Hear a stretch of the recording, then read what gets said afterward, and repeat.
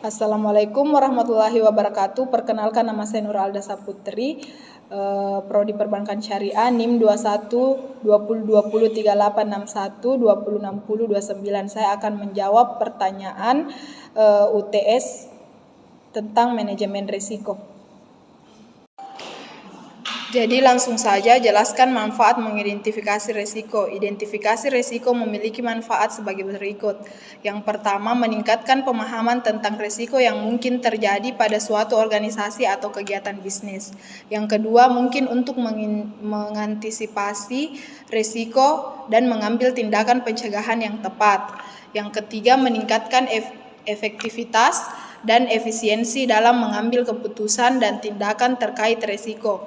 Yang keempat, meningkatkan keamanan dan stabilitas organisasi atau kegiatan bisnis. Dan yang kelima, meningkatkan kualitas dan kepercayaan pelanggan atau pemangku kepentingan terhadap organisasi atau kegiatan bisnis. Yang kedua, mengapa SDM merupakan faktor yang penting dalam lingkungan pengendalian risiko?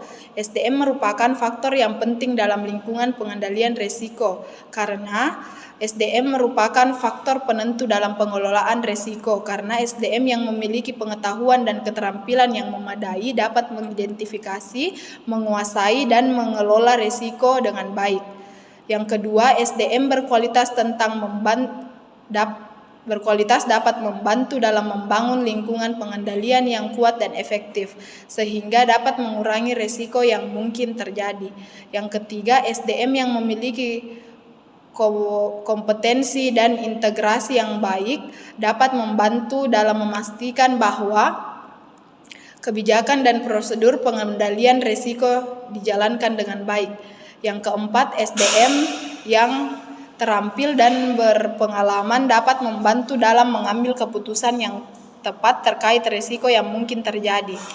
Yang kelima, SDM yang memiliki komitmen dan motivasi yang tinggi dapat membantu dalam memastikan bahwa pengendalian risiko dijalankan secara konsisten dan efektif. Yang ketiga, jelaskan dua tujuan dari asuransi. Asuransi memiliki dua tujuan utama. Yang pertama ada pengalihan risiko. Tujuan utama dari asuransi adalah untuk mengalihkan risiko dari tertanggung kepada perusahaan asuransi. Dalam hal ini, perusahaan asuransi akan menanggung risiko tertentu yang mungkin terjadi pada tertanggung, seperti kerugian atau kerusakan pada properti, kecelakaan atau kematian. Dengan demikian, asuransi dapat membantu finansial yang mungkin terjadi di masa depan. Yang kedua, pembayaran ganti rugi. Tujuan kedua dari asuransi adalah untuk membayar ganti rugi kepada tertanggung jika terjadi risiko yang telah tertanggung oleh perusahaan asuransi. Yang keempat, jelaskan dua prinsip polis asuransi. Berikut adalah dua prinsip polis asuransi. Yang pertama, ada prinsip indemnity.